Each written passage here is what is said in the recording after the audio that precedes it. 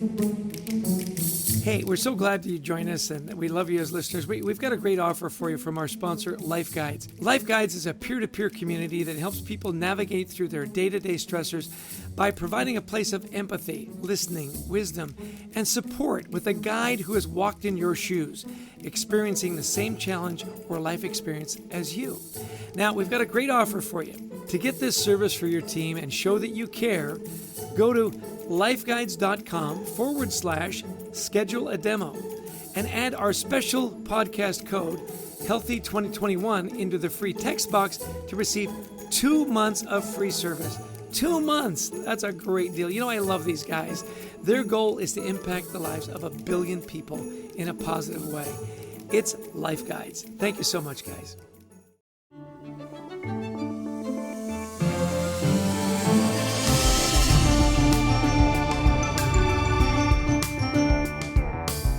Welcome to the Anxiety at Work podcast. I'm Chester Elton, and this is my co-author and dear friend, Adrian Gostick. We hope that the time you'll spend with us today will help remove the stigma of anxiety and mental health in the workplace and your personal life. We invite experts from around the world of work and life to give us ideas and, most importantly, tools to deal with anxiety in our world.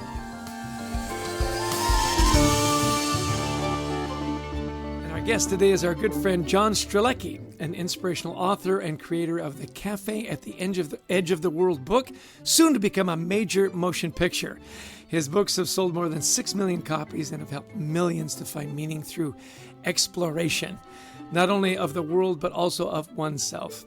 Now, for more than a decade, John has been helping his readers through seminars and courses based off his book, Big Five for Life. And I've had a lot of personal experience with that, John, and it is a phenomenal experience.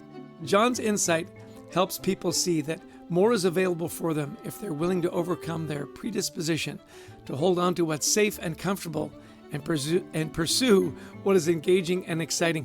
Well, that was easy for me to say, Adrian, so go ahead, take it away. And John, welcome to our humble podcast.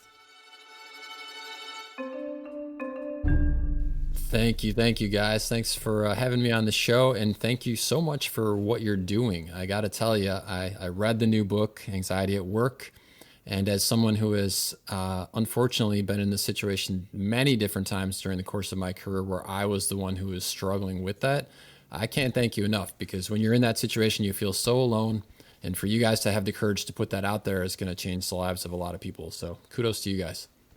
Oh, thanks, John. I'm big fans of your work. When I've been in Africa a few times, so I got to see the Big Five, and it's an experience of a life.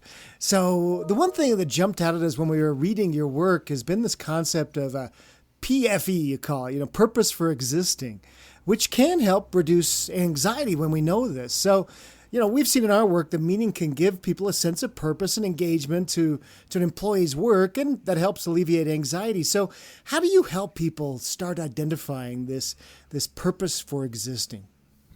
Yeah, so I think, the idea of a purpose is really interesting in that it is sort of taken on these magnanimous proportions sometimes, and people are waiting until they hear the giant voice from the clouds, Adrian, you shall become a podcaster.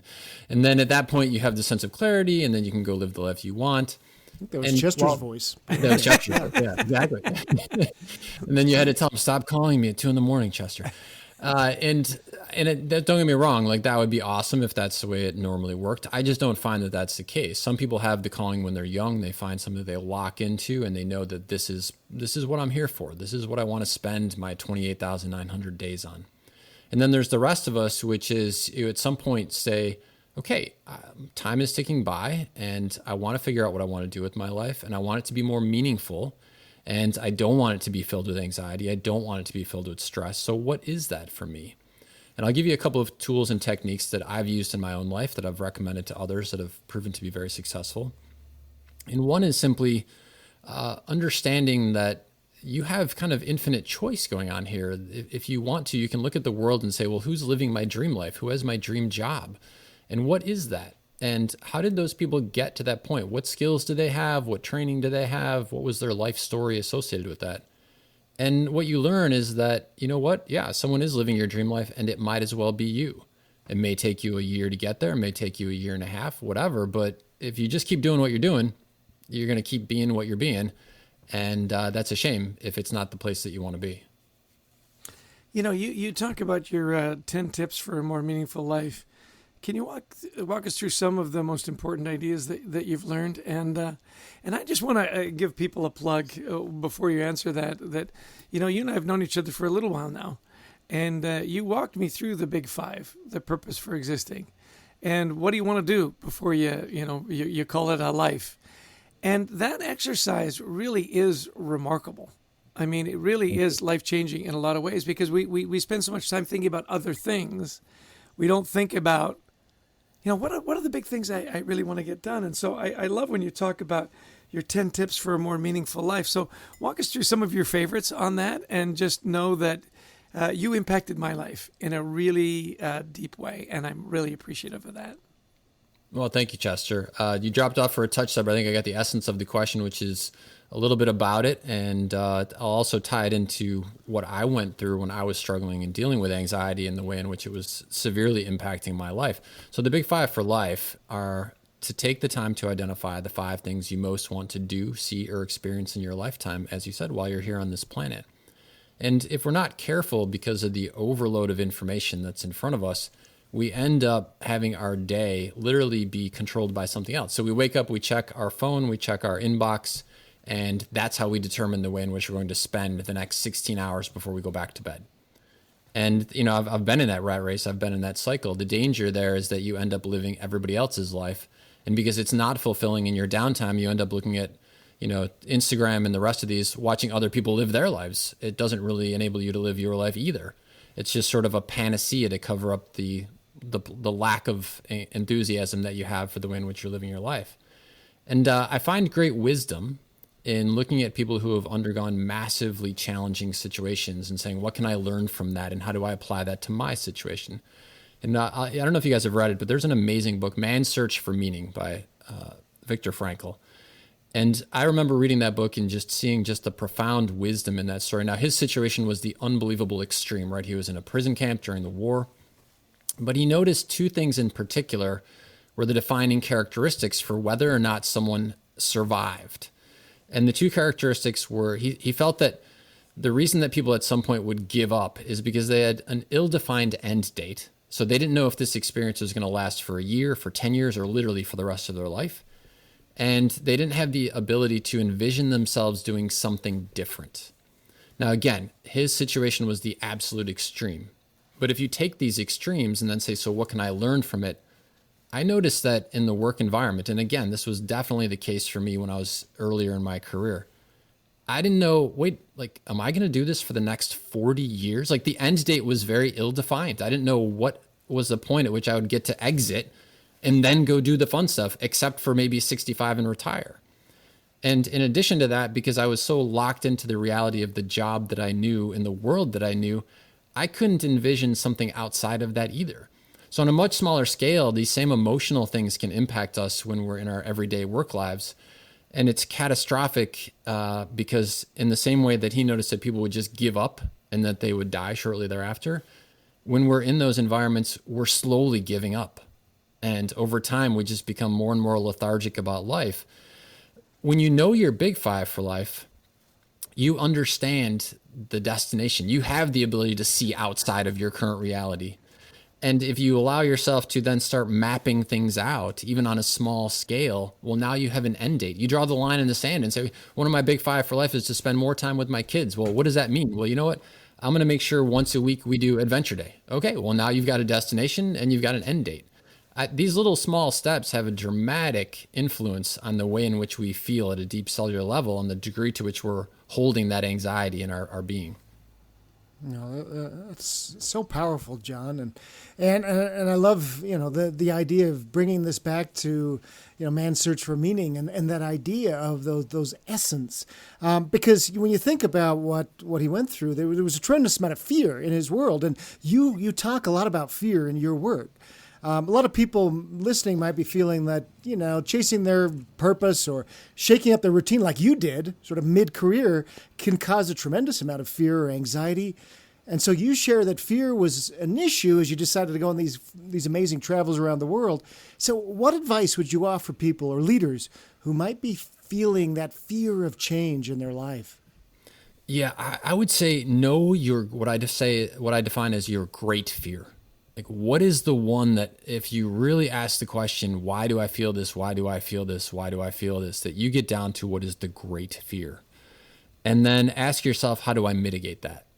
One of the things that I've noticed is it could be that at an underlying level, your frustration, your anxiety is because you fear like you're losing precious minutes of your life. You're going to run out of time. And then at some point, the heart attack is going to kick in. They're going to rush you to the hospital. You're going to die on the table. And in those last few breaths, you're going to be like, damn it. Like all of these cool things that I wanted to do, all these moments I wanted to create with my family, I never got to do. So that might be the great fear.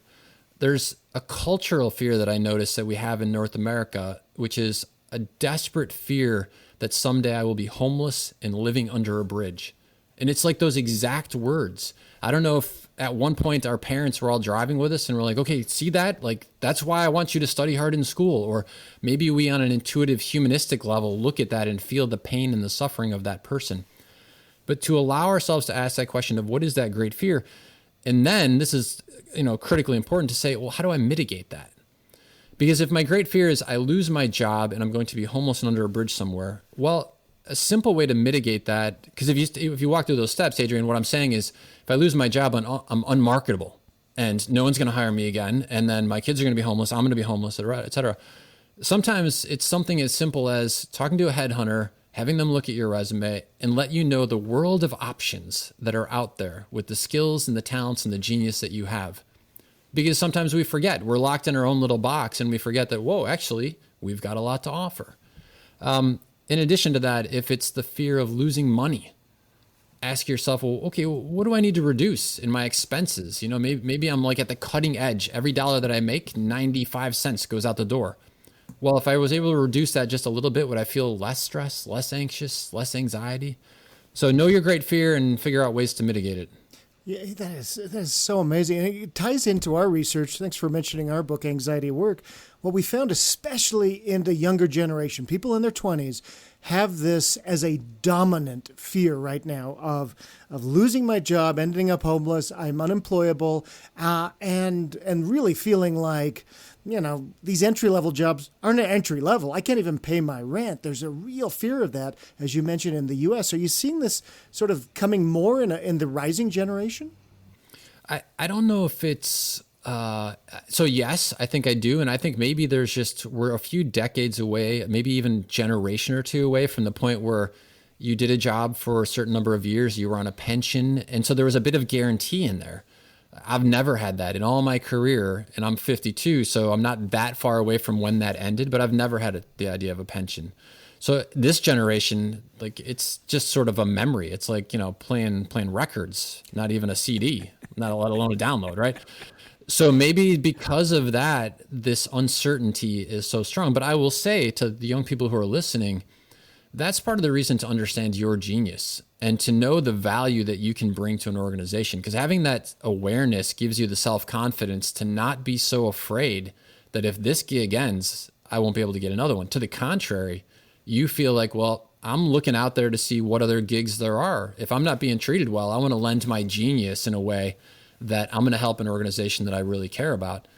I've always said that if the best of the best aligned their personal purpose and their personal big five for life with an organization's purpose that there was synchronicity with, then you're getting paid to live your big five for life. The stress goes away, the anxiety goes away, and the joy comes in. Yeah, I love that you mentioned Viktor Frankl, by the way. My brothers and I and friends, we have a book club, and there was a book they just recently published called Yes to Life in Spite of Everything. And it was his essays. And we took a deep dive and we all read Man's Life for Meaning again. And it is just a timeless work on finding meaning, no matter what. Now, a lot of people at work, they go, look, my work just isn't that meaningful. And I'm having a really tough time aligning it. Now, you're saying, hey, figure out what your talents are and maybe move on. You've also said that you've got to be willing to find your own meaning at work. I mean, make your work meaningful.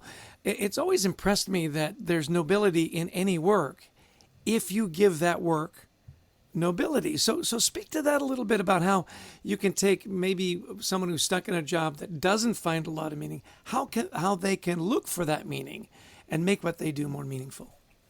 Yeah, so this goes back to the self-awareness of knowing your big five for life. And so let's say one of your big five for life was to make a positive difference in the world. Okay. Knowing that enables you to look at the tasks you do, the jobs that you perform, the services that you provide, and the work that you do, and tie it back together. There's very few jobs that in some capacity don't involve another human being on the planet. And maybe it's that you write great code and that great code enables people to fulfill their desire to travel the world. Or maybe it's that you create a back-end customer service system so that when people are trying to figure out where do I get my parents' prescriptions filled, and by you doing your job well, that person is able to take the medicines which keep them alive. And that enables you to fulfill part of your big five for life, which is to make a positive difference in the lives of others. And so again, I think knowing that is, and then playing connect the dots is one of the great ways to do that. I will throw in one, you guys, I know you're huge about offering tips and specific practices for your listeners too. So in this idea of the anxiety and the stress coming to you. So let's say you're doing this, Chester, and in the process of it, you're still feeling the anxiety. You're still feeling like you're starting to connect the dots. It's getting a little better, but still feeling it. I would encourage people to think about what is your counterpose for anxiety. And everybody's got it. Maybe it's working out. Maybe it's reading an adventure thriller book.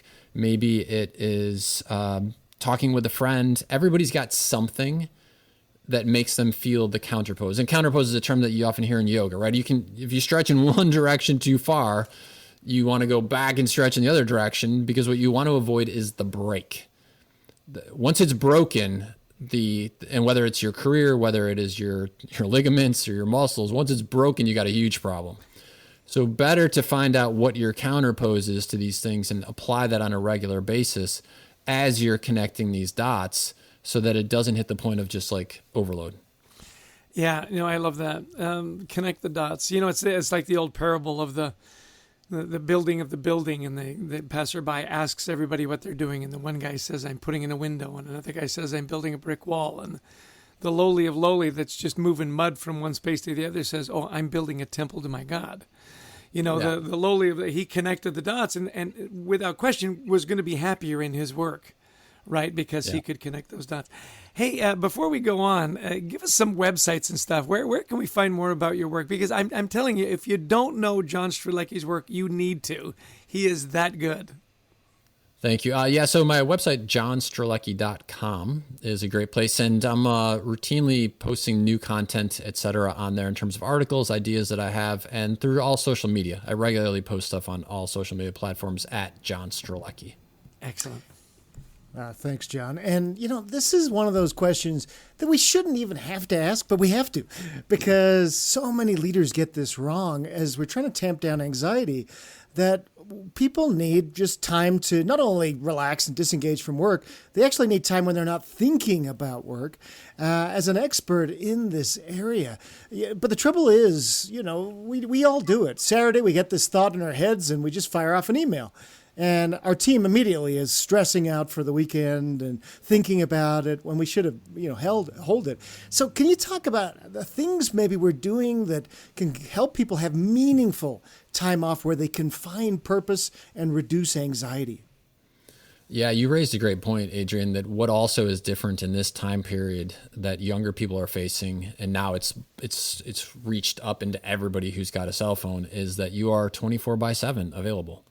And it used to be that you'd leave work and that was it. And when you went on vacation, like nobody could reach you, right? A long distance call was so expensive, they weren't going to call and track you down and, wherever you were camping with your family. And now, no matter where you are, someone can send you a text and say, oh my God, there's a crisis with the most important client we have and we need you to call in. And so that means that societally, it's coming back to us to draw our lines in the sand, to draw our borders and say, this is when I'm not available. This is the ways in which I'm not available. I've had to tell my team that because I work off hours. I'll take in Chester knows from our conversations offline, but I do adventure days with my daughter where I take a day during the middle of the week because I don't want to be out there on the weekends when everybody else is out there. And that's my day. And so I tell everybody on Thursdays, don't call, don't text, whatever. You're not going to get a response. But that means on a Saturday, if I come up with an idea, I may send an email or I send a text. But what I've had to tell my team is don't respond. Don't read it. I'm not sending it because that's when I'm expecting a response. I'm just sending it because that's when I had time to do it. So I think setting expectations for your teams and drawing borders for yourself and honoring those borders is critical. I have found that there is a cosmic algorithm to the universe. And this is something that I've thought long and hard about. I wrote about it in a little book called Life Safari, that the universe is not just listening, but the universe is watching. And what this means is I can tell you, Adrian, Chester, gosh, man, every day I pray that I have more free time to spend with my family. I pray that I meditate on spending more time doing the things that I love. And that's all I do is think about these things. And then you guys might say, well, what are you actually doing with your time, John? Well, I'm at work from, 8 in the morning until, 7 o'clock at night. I'm on my computer, and then I go back after I tuck the kids into bed. And if you truly believe that the universe is a kind and generous universe, right? Substitute the word God if that fits your belief systems. Then the universe, God, is looking down, and since it's a benevolent presence, it says, well, gosh, that guy John must love whatever he is doing at that desk. I mean, he could be doing anything. He could be like at his kid's baseball game. He could be making cupcakes. He could be fishing. He could be camping. But look at him. He is just locked in at that desk. He must love that. And since I am a benevolent presence, I will give him more of that because I care, because I love him. And so I think it's really, really important to ask ourselves, are we not just asking mentally or mantra-wise with what we want, but are we also demonstrating to the cosmic algorithm of the universe that this is what's important to me? And I have found time and time again that when I demonstrate it, I get more of what I'm demonstrating. If I'm just asking but not demonstrating, I just tend to get more of what I'm doing. Wow, that was really profound and really well said. It makes you pause and think, right? You said two things that I thought were kind of interesting. One, you called out a long distance call, and I was wondering how many of our listeners remember what the heck that was. What's a long distance call?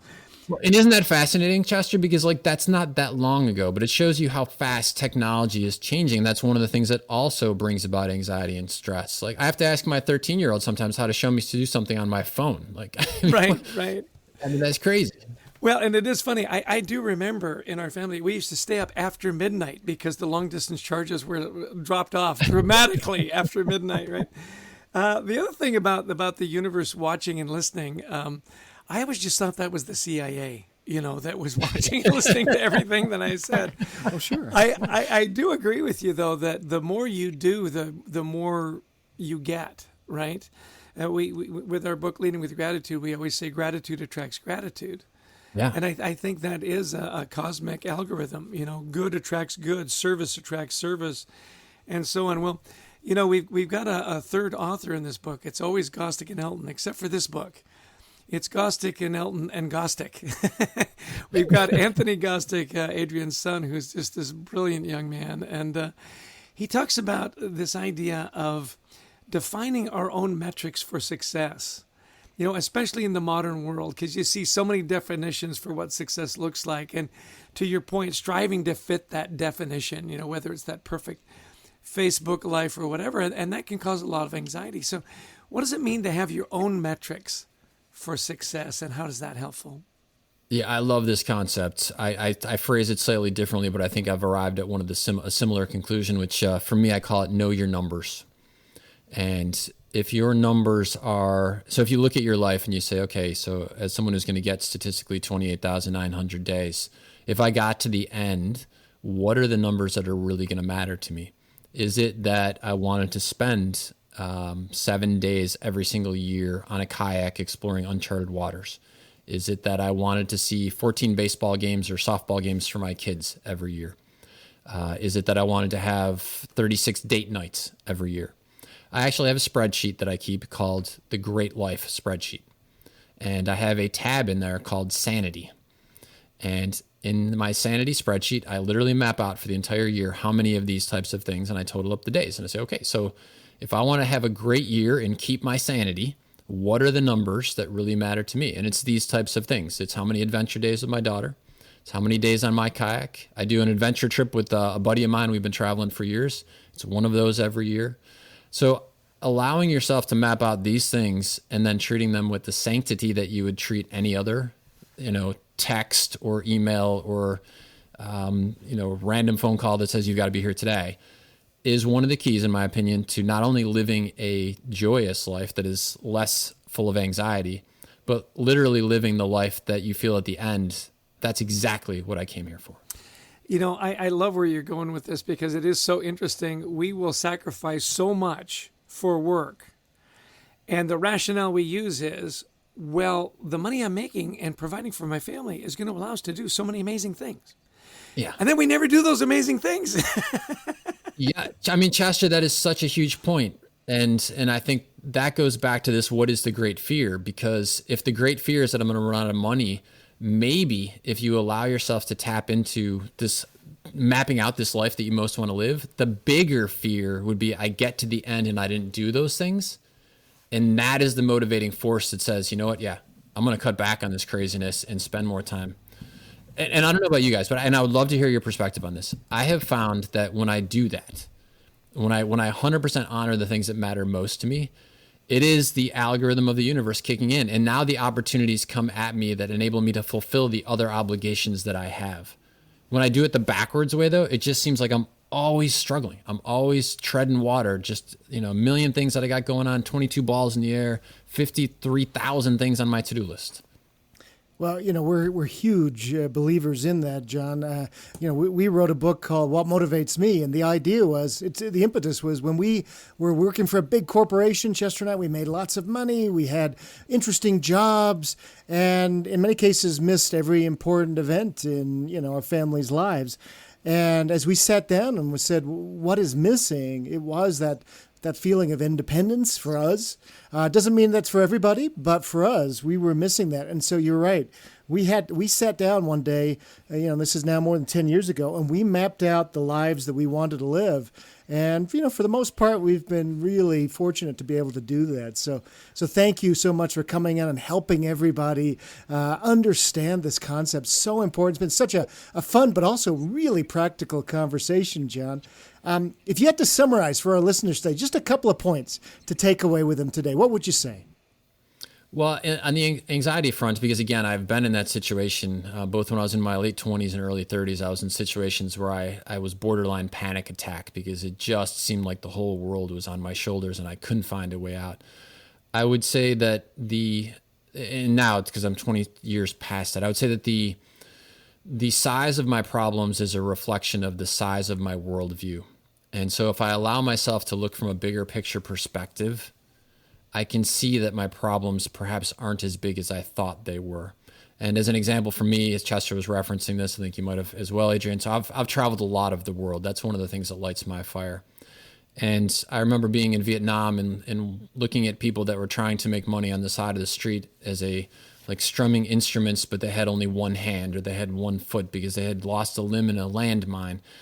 When you've seen that kind of thing with a bigger, broader world vision, like my problems suddenly seem a lot less dramatic than I thought they were.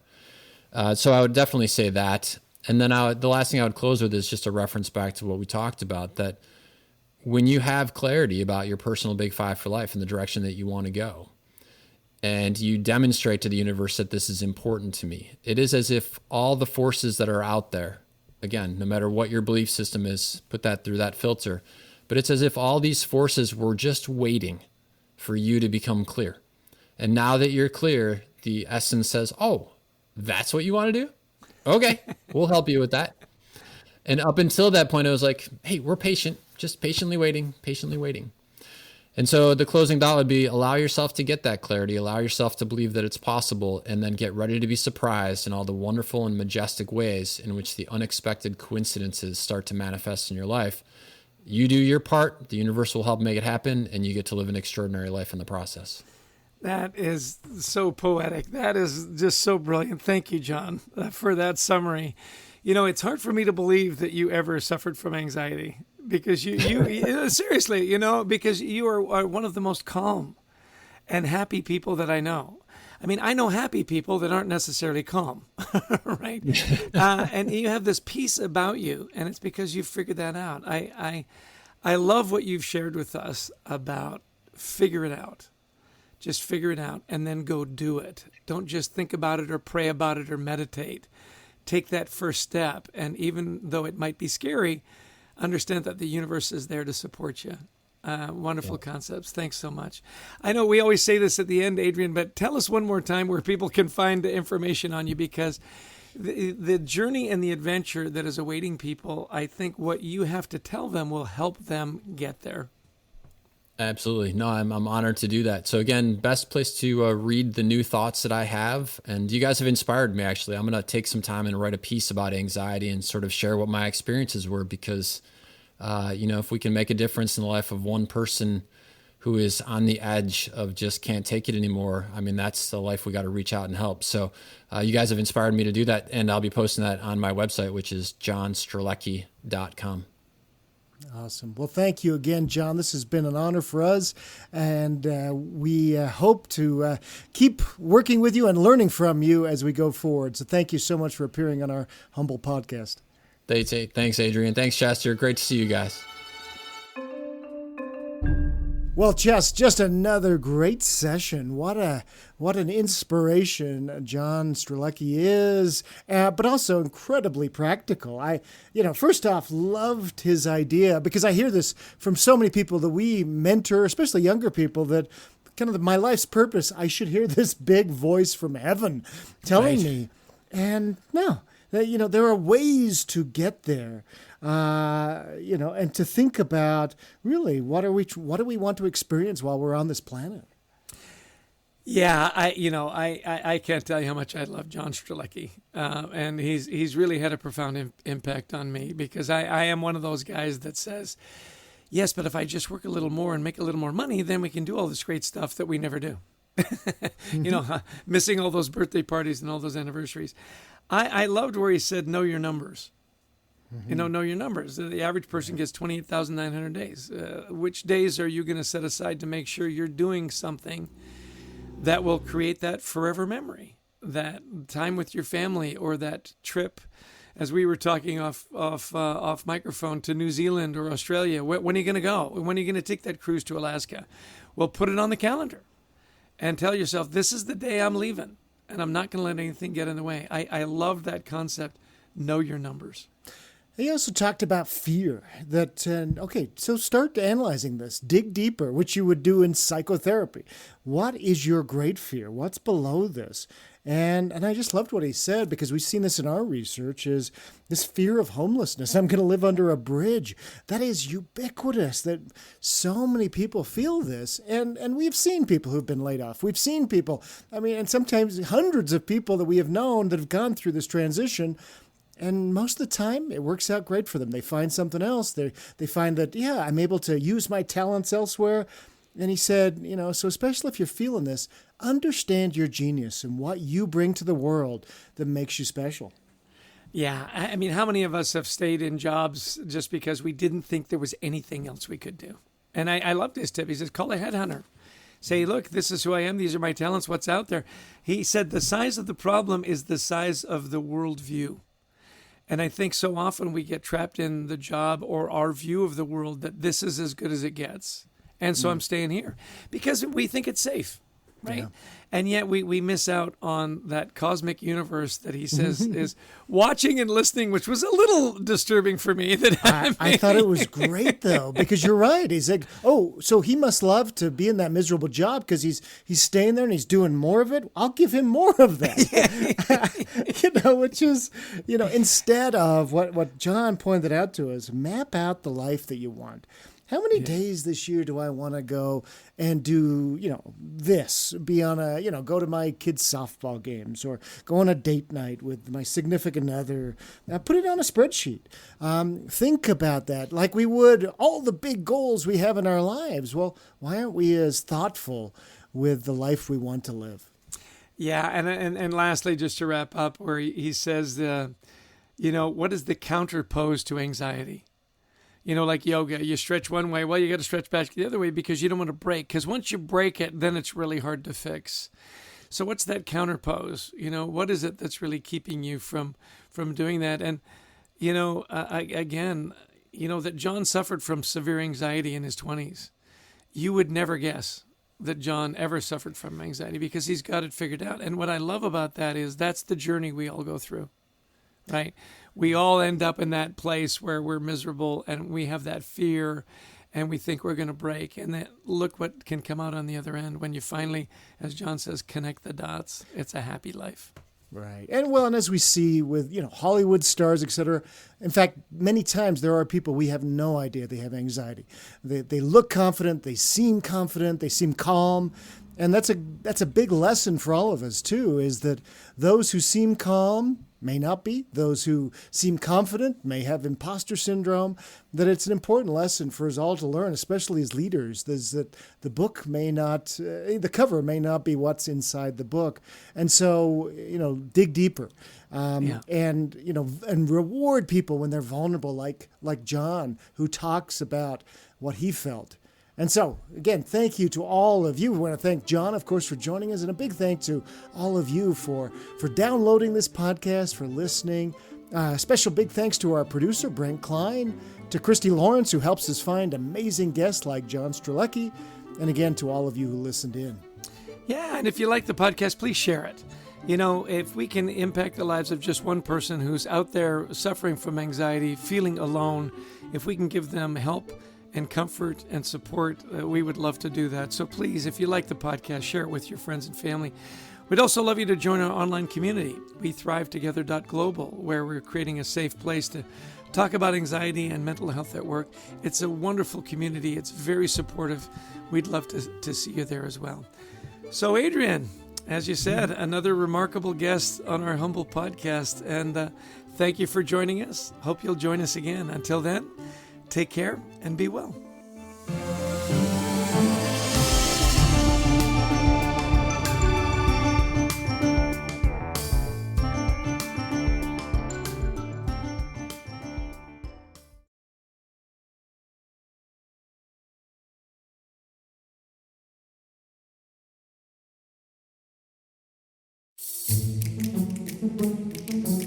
Hey, we're so glad that you join us, and we love you as listeners. We've got a great offer for you from our sponsor, Life Guides. Life Guides is a peer-to-peer community that helps people navigate through their day-to-day stressors by providing a place of empathy, listening, wisdom, and support with a guide who has walked in your shoes, experiencing the same challenge or life experience as you.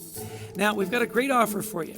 To get this service for your team and show that you care, go to lifeguides.com/schedule a demo and add our special podcast code Healthy2021 into the free text box to receive 2 months of free service. 2 months. That's a great deal. I love these guys. Their goal is to impact the lives of 1 billion people in a positive way. It's Life Guides. Thank you so much, guys.